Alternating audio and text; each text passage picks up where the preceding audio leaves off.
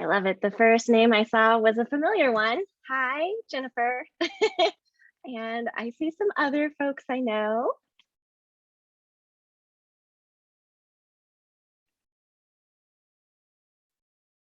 Hey, Laura.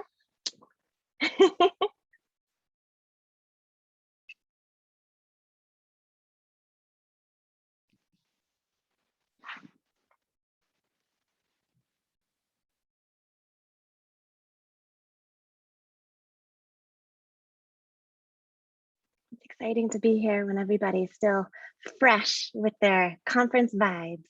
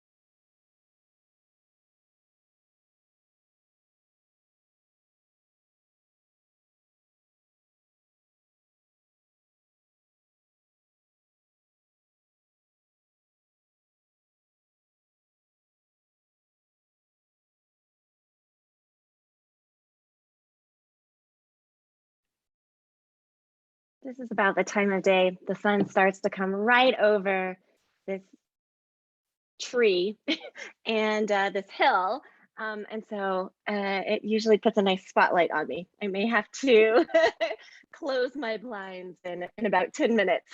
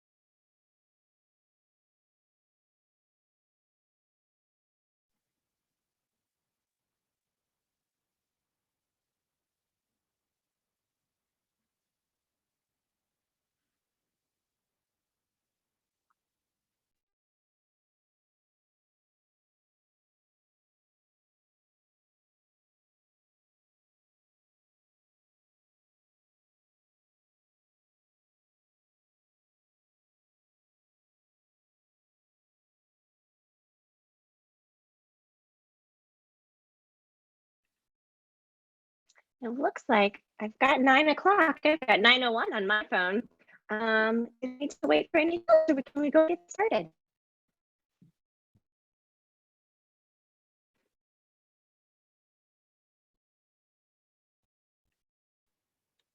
I think it might be our show. Alexis, I wasn't sure if whether or not Holly was going to say anything about the sponsors. So if not, I think we're ready. Yep. Awesome. Can you see my screen now? Yes, yeah. Thank you very much. And you're welcome. Everyone, good morning. And in chat, in case you're interested in having these slides, providing a link there in chat for you.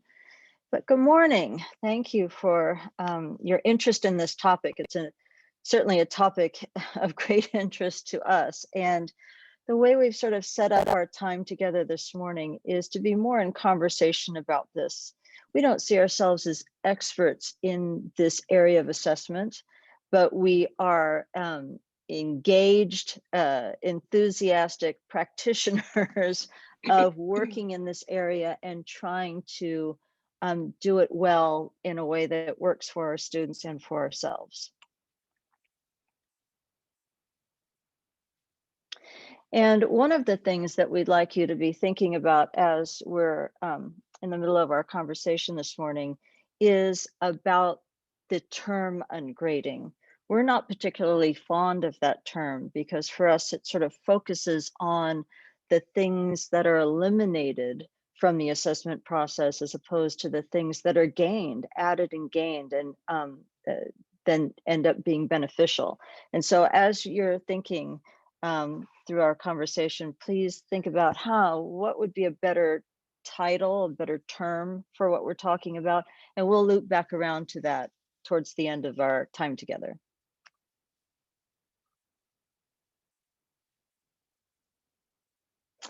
Sort of want to start our conversation with a quote from a student, and I'll read it out loud for the recording. I think at face value, the structure of this course makes it seem like an easy A, considering the ungrading policy, your high level of empathy, and the flexibility along with your offer to remix any assignment and tailor it to our needs. Your philosophy, policies, practice, presence, feedback, and encouragement drive our learning. In reality, I believe you hold yourself and your learners to a higher standard, and we're better teachers because of it. I certainly am.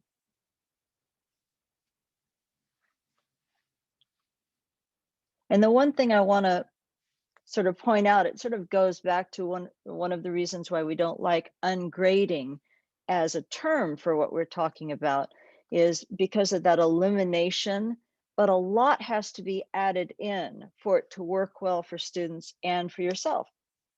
And this part of that quote from the student, your philosophy, policies, practice, presence, feedback, and encouragement sort of highlight how much you have to add back in, how much is gained when you decide to ungrade. So this seems like a really good way of starting our conversation. Yeah, so before we get into some more backstory, we wanted to throw it to you, to our audience, to actually share how you would define the term ungrading. I know a lot of us do it in different ways, and there's no consensus on what exactly it is, but I think there's some common elements that come forward when we think about ungrading. So please take a moment, unmute yourself, or just type in the chat what how you would define ungrading. What is it? Thank you for starting us off, Rob.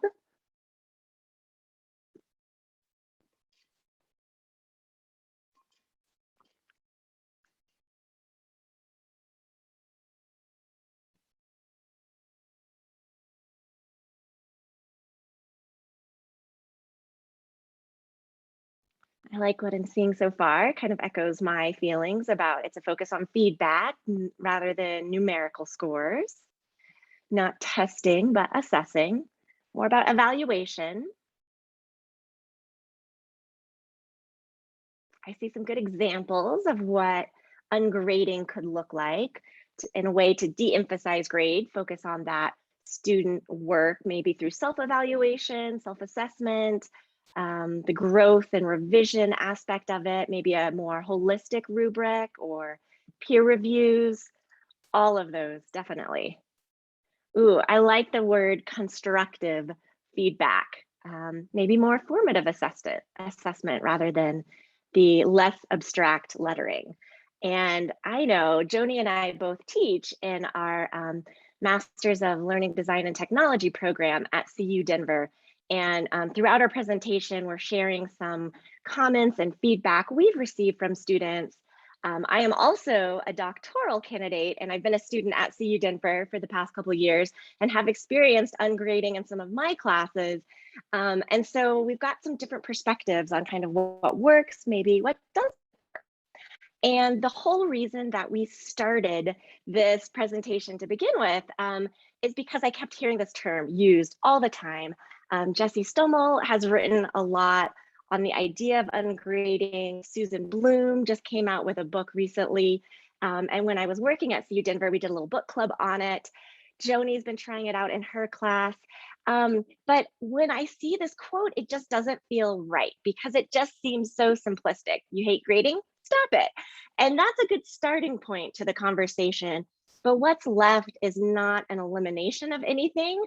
For most, they find, gosh, there's a lot more work when you realize what students actually need is your time and feedback on their work, and adding in some of that self-reflection and self-assessment for the students too, I think is hugely vital. But it's not as simple as just, yeah, we think of grades. Sometimes it's annoying. It takes a lot of time.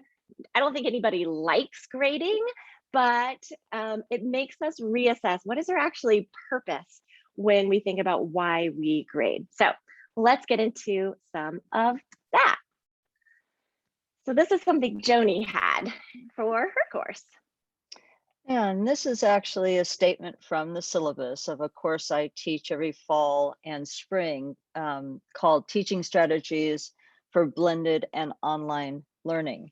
And this is sort of how I introduce the idea of ungrading in the syllabus, is with a very simple statement. It goes on from here, but the idea that there will be 3 points in which I invite you as the student to sort of think about, reflect on, and articulate what you have accomplished with your work, what you have contributed to our learning community, and provide evidence of that work, and then sort of indicate, if possible, what letter grade they would give themselves at that point in the course. And I do this using forms, which, Alexis, if you wouldn't mind going to the next slide. And I'll plug the URL that's on this slide into chat as well, so that you have access. These are sample evaluations of those 3 points. I use Google Forms for students to fill out sort of where are you in terms of the learning objectives of the course? What is your evidence in support of where you are, and what letter grade you would give yourself? And that opens up an opportunity for communication, where I provide feedback on the information that's provided to me via those forms. But this is sort of my highlights of my experience of doing this as a professor. Is that it took me a lot of time to think through, before the course started, what my expectations for the work was. If I wasn't going to grade, how was I going to make sure that I was being as clear as possible in terms of what needed to be accomplished, what I wanted them to be able to accomplish in our time together? And so things like rewriting my instructions, rewriting my assessment tools, because it didn't mean I eliminated assessment tools. My assessment tools look more like checklists and opportunities for dialogue between the students and I. And then also looking for ways to provide models, examples from that students had provided in previous sections of the course, and so on, to make it as transparent and as explicit as possible. I had to think through my calendar for the course in a completely different way, thinking about the scheduling. In order to ungrade, it meant that the thing that would be gained would be my individual attention to each student in terms of providing feedback and allowing them to participate in a revision cycle that could actually take advantage of the feedback that I was spending so much time providing for students. There was an opportunity built into the schedule for the course for them to actually revise and resubmit, and so on. During that, besides the feedback, I also knew that I needed to incorporate more individual, but also group coaching, so that there was many times when I would be working online with a group of students in that sort of coaching mode to actually help them improve the things that they were doing, products they were creating and so on. And then the final big piece for me in this course had to do with, as you know, with these 3 forms that I created, had to do with providing structure around peer and self-assessment, so that it was strongly guided by me in pointing out the types of things that were important to reflect on during peer and self-assessment processes, and then actually providing tools, templates, and my feedback on that process itself to support that work.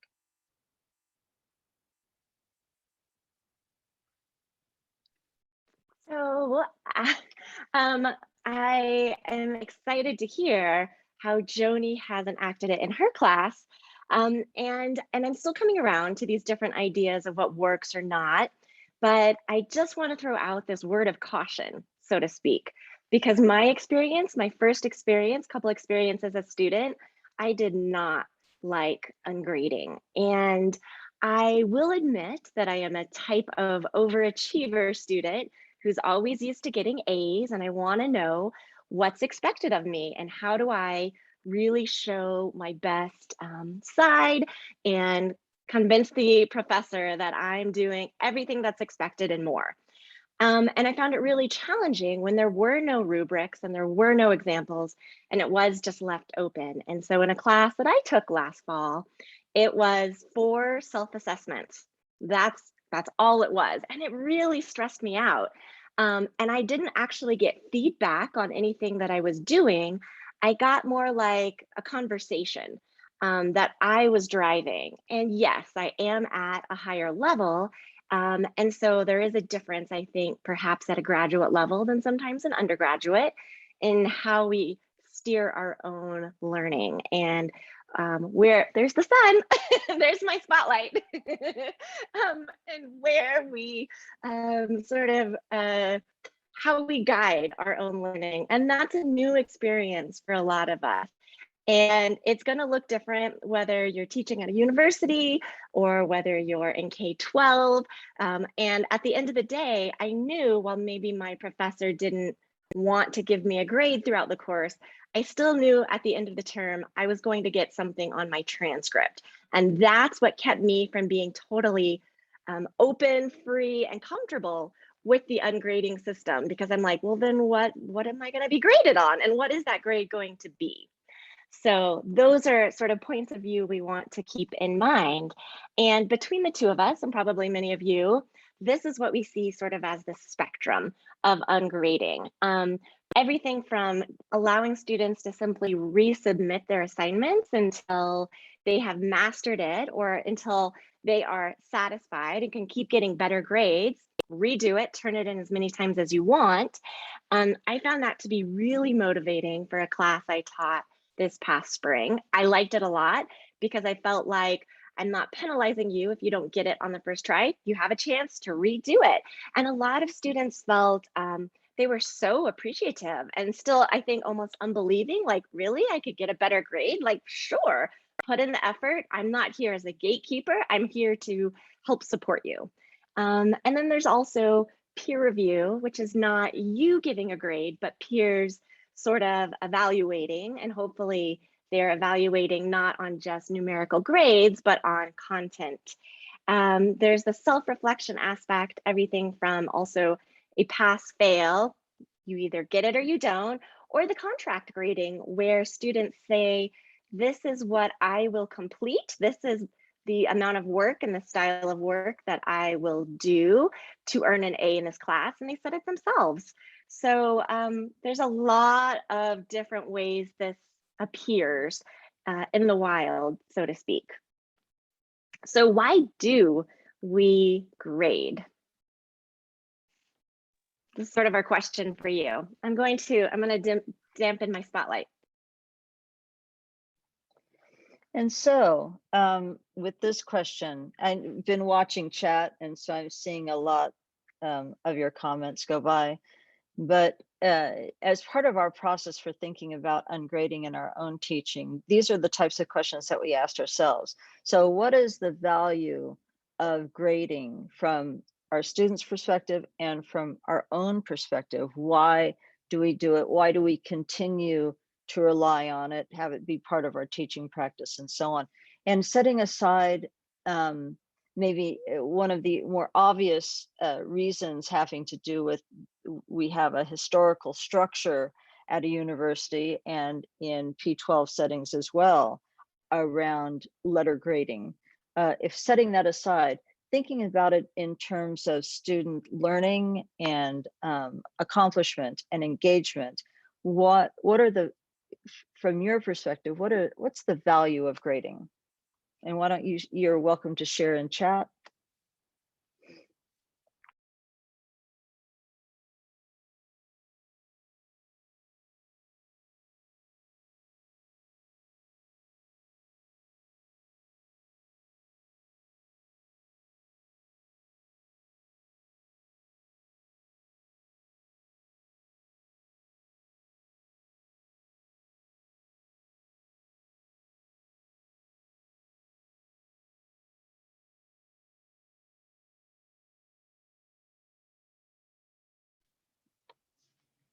Yeah, I agree with the definitely with the things that you're sharing in chat. But I also think if we set aside the administration, sort of our historical reliance on grading as a summative judgmental determination that sort of here's the end of our time together, here's that the judgment of your accomplishment in that course, that many of the other things I think that are being shared are things that could be accomplished in non-letter grade ways. And this is the kind of thing that Alexis and I were sort of grappling with and thinking about, is that if our students need help with goal setting, there's some other way of providing that sort of structure for achievement and goal setting that isn't the summative final grade. A letter grade often is a reflection of some endpoint and sends a message almost as this is the end of our learning time together on this particular assignment or this particular topic, when in fact it's never the end of that, and our work is more formative in leading towards mastery or leading towards a particular overall end goal that can be reflected in something besides a letter grade. Alexis, did you have more that you wanted to share about that? Well, some of what our participants are mentioning, how grades, we think of them as signals. Rob was mentioning signals to other institutions and employers about the level of accomplishment that a student has gained. And I totally agree. The problem still is an A is not an A all over, and we have grade inflation. And what do we think about, like, what is an average? What is our mastery? And even when we take these certification exams, often they're based on memorizing knowledge instead of applying it. So there's all these sorts of issues that come into play when we want to have this level of standardization to measure learners by, or to rank them as compared to each other. Maybe there's only so many spots and we want to see who's more worthy of a spot than somebody else, and we often use grades for that. But yes, that is, I think, some problems with our system, and there's no one easy answer. But some of the things that people are mentioning, like Cheryl has mentioned, micro-credentialing, and anything that looks at the unit of measurement is more on mastery on a particular knowledge domain or skill area and so on. And that when you think about potential employers in the future for some of our students, that being able to indicate that maybe that letter grade actually really means expertise in a certain number of areas, that is more impactful for a potential employer, potential client, customer, whatever their level of area is, than the letter grade itself. Because the letter grade, Alexis, as you were saying, doesn't always translate consistently across systems and so on. But mastery, such as what a micro-credential, and I think about micro-credentials, and they come in all manner of units, but maybe in a particular knowledge domain, I have developed the knowledge base and the skill set to be able to do a particular set of tasks, or to engage in a particular type of decision making or problem solving. They're micro in that they are specifically to a particular skill set. And badging is part of that as well, sort of the badging, right. People who are doing badging and so on. We do at in the School of Education and Human Development at CU Denver, we do a fair amount of micro-credentialing, and then we also do micro-credentialing that builds to certificates, that build to graduate degrees and so on. And so here's the opposite question that we have to ask ourselves. So not only why grade, and so knowing our answers to the why grade, for example, so that students know where they stand, that they can use that as a goal setting or for motivation. We needed to ask the opposite question as well. What do we gain if we don't grade? Why not grade? What are your thoughts about that?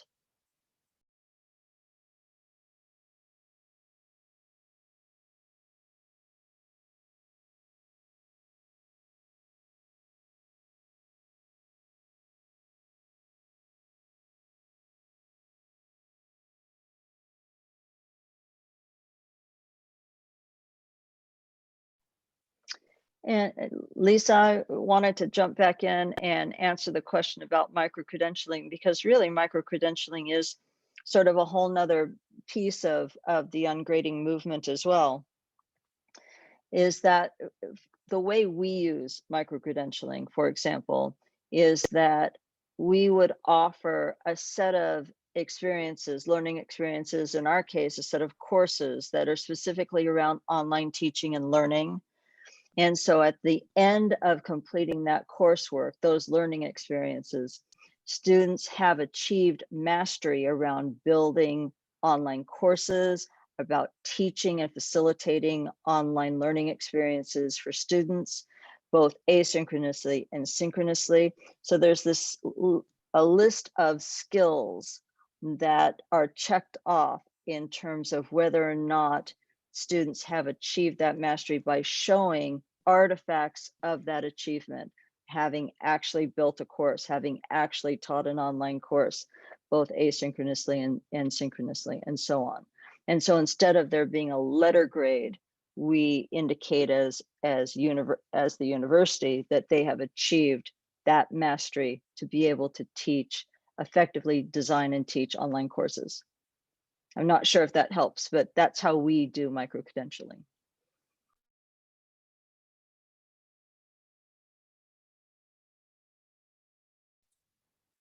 Given the fact that we still have to come up with a grade at this point in the CU Denver system and most systems, how do we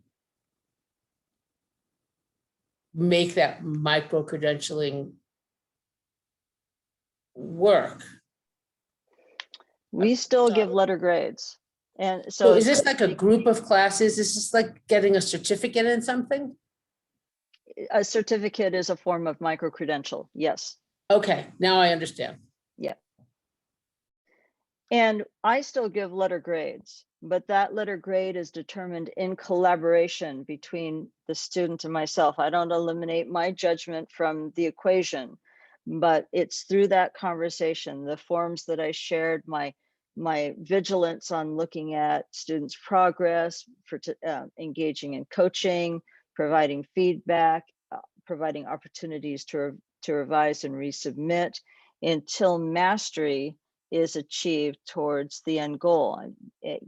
It's more authentic to me from for the courses that I teach, it's much more authentic to me to be able to tell a potential employer who asks me for a recommendation, for example, that this student in particular can do these things, has this mindset, is able to accomplish these types of activities within a workplace, as opposed to saying this student received an A in the course.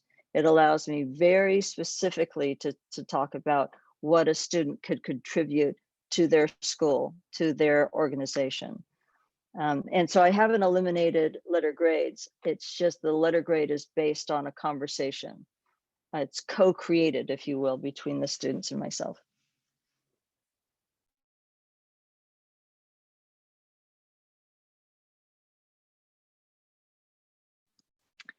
And Alicia just asked one of our original questions to each other. How do we make this work in really large scale classes because of the time commitment that is often involved with monitoring and giving feedback to individual students?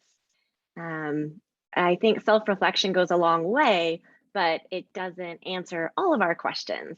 I would certainly use peer feedback, but then peers need some guidance into what to actually look for. And I've had this work really well. Our education students are fabulous at giving peer assessment, but I know not all classes are as compact as like manageable class size wise, or with the student expectations and knowledge of how to assess each other. And I wanted to also comment on ungrading isn't appropriate for all situations, for all faculty, for all students. And in the course that I teach where I'm using ungrading, it's an invitation. If students feel strongly that they don't want to participate in that, then I will grade them as I would have traditionally done in the course. I've never had a student choose that option, but that option is available. And regarding the comment about if all students receive A's, then there's maybe some administrative backlash to that. That's something that's culturally within a particular program, a degree area, or so on. That's not our case in the School of Education Human Development. For us, we really are working with students to achieve mastery. And so our goal would be that all students receive an A. We don't curve grades. We don't. The point is that we want to prepare students for a profession. And so it is in our best interest as a school, as a college, to do what we can to help prepare everyone to a positive mastery level so that they can go out and be teachers, trainers, administrators, and so on in their own settings. So our situation is very specific to that mastery matters and that we need and want everyone to achieve it. In other situations, again, that wouldn't be appropriate for all programs, all situations. And part of our purpose here today is because we are still struggling with some of the answers to these larger issues. And I work with Ellesmere Education as their learning design manager. So I work with universities across the country, and a lot of folks like the idea of it, but just don't know how to make it work within their system, or don't fully understand where that leads the different roles. So our first question, really that we've already asked several, but that's the teacher in us. What would be the instructor's role in a class that didn't have grades? Because I think there's some misnomers about, oh, the teacher doesn't need to give you grades, then what are they actually doing? Why do you need the teacher?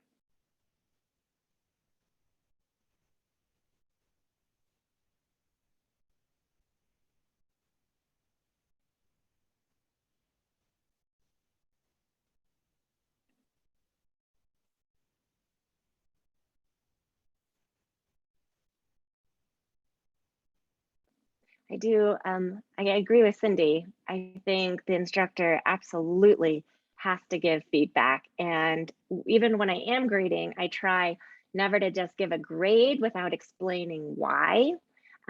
That's the grade that's been earned. And yes, sometimes I hate feeling like I don't want to or demotivate any student by a grade that I am given. And I know that students are motivated in different ways, some by that external validation and others by the joy of learning. And there's a lot of realization that I've seen go on when asking students to reflect or give themselves a grade, because they have not always been aware of how and why they're motivated in classes, especially if they're used to getting a grade or getting that A all the time. What does it mean to not have a teacher give you that stamp of approval in the form of a number or a letter? And the things that everyone's sharing in chat, when I look at those things, I think about, that's why I wanted to be a professor, are those things that you all are listing. That is my value added to the learning experience with a group of students, is to be able to share my expertise, to be able to provide coaching and feedback and support. And as that was pointed out, that is around course design and assignment and project design and so on, all of that, but also my facilitation, my presence in those courses, my communication, my relationship development, that those were the things that caused me to want to be a professor more than anything else. And so my experience with ungrading so far in my process with it has been, I feel like I'm getting back to the fundamentals of teaching for myself. What is my value added? What do I contribute to the learner? What can I provide where they will remember in the future those interactions with each other and with me that actually changed their way of looking at the world, changed their practice in a positive way into the future? That's really exciting to me. And that's what I'm trying to figure out, how to get to that and stay there, if you will.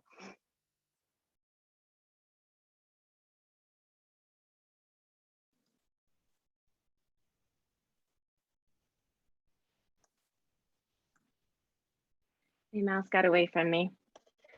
Well, I want to share a comment that a student of mine wrote from one of my classes, and it was their experience with ungrading, where they actually received no feedback, was very shocked. I don't know if the ungrading style was justification, but I don't think that it was right to not give anyone in the class a grade on the assignment or feedback. I emailed about it and received personal feedback after the semester ended. But to me, if your grading style is that nonchalant, there's room to not look over students' work thoroughly. And if you're instructing online, the feedback needs to be there. And you think about, well, sure, if you're in face-to-face, you might have opportunities to give some comments or share your thoughts, whether it's before, after class, passing in the hallways, whatever it is, you can still have some of that interaction. But if you are teaching online, you expect some big project from students and then you don't give them any feedback, it's hard to know what happened, and that can leave students feeling very frustrated. So my takeaway has always been, yes, absolutely. It is not a time saver to ungrade, but it might be more rewarding. You certainly need to give the students some sort of feedback, and students absolutely deserve and expect that feedback for work that they've put in. Does anyone have suggestions on when you feel like students aren't taking your feedback or listening to and enacting, implementing the feedback you are giving them?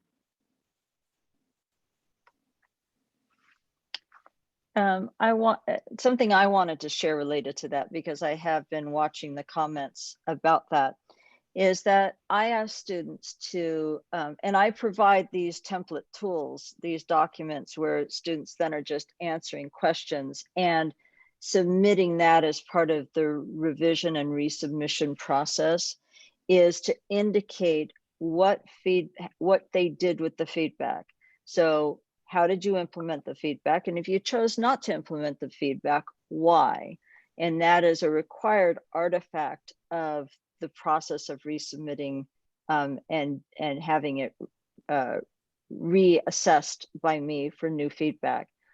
And so that way I'm helping students make sure that they're attending to both peer feedback and my own feedback. And it's not a default that you have to take all of the feedback, but to provide their perspective and their explanation for what feedback was useful to them, and then what they did with it, and then why they left other feedback alone, why it didn't fit with their particular goals. And I found that to be very helpful, because I've had the same experience that that some of you are mentioning. We invest so much time and energy in providing individualized, relevant feedback that we really want people to take that to heart and to use it to improve the work that they do in the future. So I've taken that next step, which is how do I help them translate the feedback that I provide into action, into something improved enhancements in their work. I'm seeing some comments about how we expect students to enact feedback when they're getting a deluge of feedback, a deluge when they're taking maybe 5 classes. And I do think that a lot of classes are overloaded to begin with, or sometimes the activities are not scaffolded in appropriate ways to build on and create additional opportunities to master a content versus going on to the next. And that constant pushing forward can sometimes lose the act of self-reflection and repetition that is so vital to really learning. And I see a lot of institutions going towards accelerated courses where students are only focusing on 1 or 2 courses at a time and are concentrating on that work. But that also means we have to be very diligent about not overloading our students with too many learning outcomes for the time that they're given. So this is something that, again, I work with graduate students. And so those of you who are working with students at different levels, your thinking about this question is really helpful to our conversation, is this idea of how do we set expectations? And one of the things, just to get the conversation going, and we'd love for you to share here, is one of the things that I've done is I'm very clear about why I'm doing it. So it's in the syllabus. I created a whole video about it because I want the students to understand that, you know, the comment that that Alexa shared from one of her students about it seeming like maybe it was an easy way out for the faculty member to not grade. I want the students to know very clearly that although the term is ungrading, the idea is more about grading less. And instead of that, what I'm going to give in return, I'm going to give of my time and energy. Here are the ways I'm going to make myself available as a coach to this work. Here's the type of feedback I'm going to provide. Here's the process we're going to go through during the course to help you achieve the goals that you have as an educator around online teaching and learning. That's what that particular course is about. And so I make it very clear as I possibly can, what is gained, what will be achieved because of that additional time and effort around this type of work. And what I also try to do is provide feedback that I've received from students in previous sections of the course so that they can see that other students had a positive experience with this structure, and it reinforces for them what they will gain, even though we're grading less.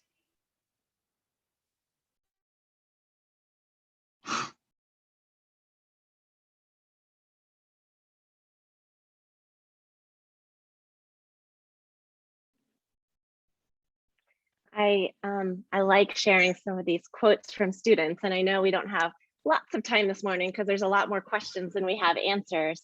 But I thought this was very perceptive for one of my students this past summer, saying there needs to be some sort of system in place to show that students are demonstrating mastery in a subject they are learning. I'm not saying the A to F scale is the way to do it, but there does need to be something led by the teacher that shows how students are progressing. If I don't understand why I'm getting something wrong, then it's going to be hard for me to articulate that in a reflection.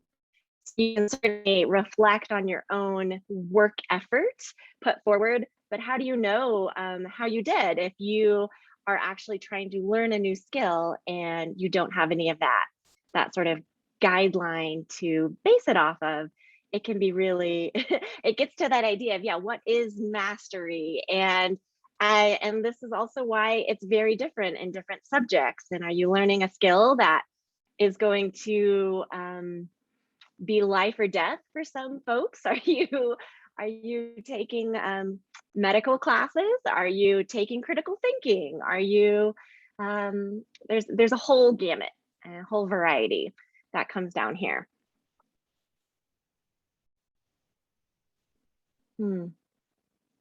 How does a grade answer that last question?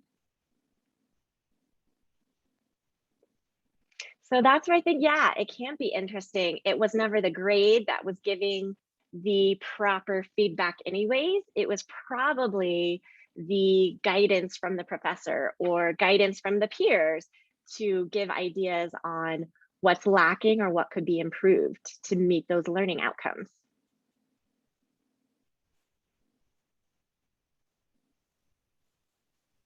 And reflecting a little bit on the comment, David, that you just made, and that last part of the comment, I think it really, to really fix grading, you have to fix curriculum.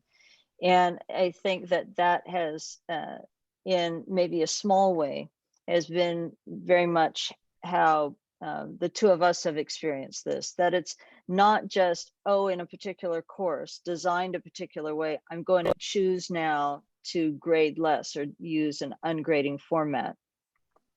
It required a rethinking of the entire course and a redesign of that course to actually take advantage of the benefits of grading less. So we couldn't just like put it on top. We had to rethink the course. So in a small way, based on you sharing that, in a small way, we've had that similar experience. And it seems that that it really, I've been thinking in preparation for this conversation, thinking a lot about how much time did it take me in redesigning the course and then in facilitating the course. And as Alexis said previously, there's no time saving that's happening here. Ungrading didn't save me time. In fact, it increased the amount of interaction, the amount of time I spent with students, because I was so involved in coaching and feedback and that revision loop with them. But as a side benefit, because I teach online, what that also helped me address was the need for my own presence in those online courses. It gave me a focus for that presence. And in terms of the feedback from the students, that focus for my presence actually led to them feeling like they were more in a learning community, that I was more available and accessible to them. And I feel like it benefited them on other levels than just around assessment and grading. So a lot of our questions that we sort of started our conversation with, they're all intertwined and they've come up in different ways. But I wanted to share sort of the experience from somebody who does teach in K-12 as well as higher ed and has that need to explain grades to parents and guardians. And it's really difficult when people have grown up with grades and they want to know how their student's doing. And coupled with that, as she says, I think every conversation about student learning comes down to, but in college, they need to X. Insert whatever skill that pops into your head. And so much of what is done in K-12 is typically with the idea that it's prepping students for a career or college. So some of this system is like, what comes first? Is it the problem with higher ed? Is it the problem with K-12? And these expectations are created along the entire range of our learning system. And as we've also alluded to in this presentation today, it's really tricky to do this ungrading idea in a graded system, because at the end of the day, it, as Bruna said, if somebody really wants the method of ungrading to be used to the best of its ability, it would potentially require a complete rewrite of our education system. So again, it's really hard to get the full benefits when we know at the end of the day, we still have to give a grade. So we definitely don't like the word ungrading. I know some of my students have called it everything from maybe it's just call it self-reflection, or call it reflection grading, or call it self-grading, or grade less, not gradeless, but sort of.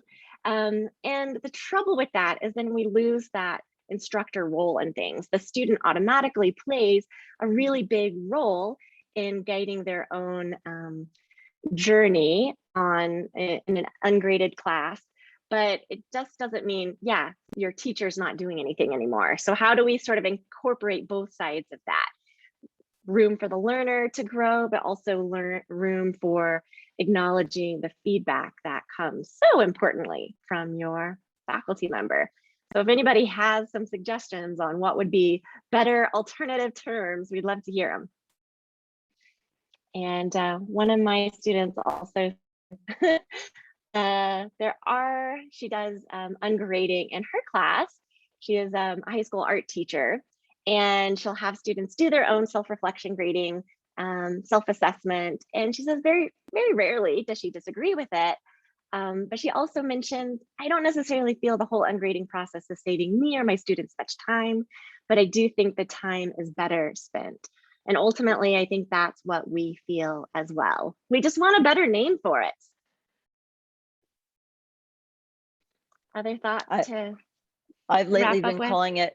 calling it collaborative assessment, because I don't want to, it's not all on the students to do the self-assessment. I'm part of that as well. I don't want to lose my contributions to that experience as well. So it's sort of like co-created assessment or collaborative assessment, but still looking for that perfect name, that perfect title that helps people have a better sense of what it's about. And Alexis, I know we're out of time, but I wanted to save our chat and to show that on our slides, we're going to actually provide a link to all the great ideas that people have shared in this chat, so that we don't lose it, because so much good conversation was going on in the chat. And then we will add that link to it here on the final slide. Exactly. And I suppose really quickly, I can add in, this is our URL again for those slides. So thanks again for joining us and helping to just move this conversation forward, and good luck with your own attempts at collaborative grading. Thank you, everyone. Have a great